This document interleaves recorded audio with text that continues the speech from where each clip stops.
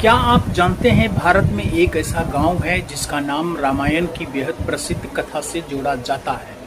यह है उत्तराखंड का द्रोणागिरी गांव। हिमालय की ऊंची पहाड़ियों के बीच बसा यह गांव अपनी प्राकृतिक खूबसूरती, अनोखी परंपराओं और पौराणिक मान्यताओं के लिए जाना जाता है। मान्यता है कि रामायण काल में जब लक्ष्मण के उपचार के लिए संजीवनी बूटी की जरूरत पड़ी, तब हनुमान जी संजीवनी की तलाश में हिमालय की ओर आए थे।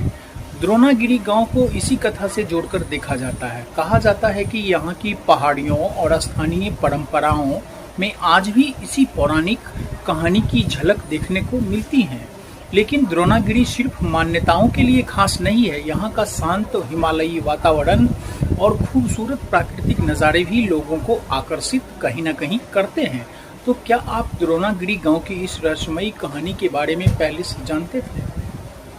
कमेंट में बताइए और ऐसे ही रोचक वीडियो के लिए जेएस भारत न्यूज़ को सब्सक्राइब करें।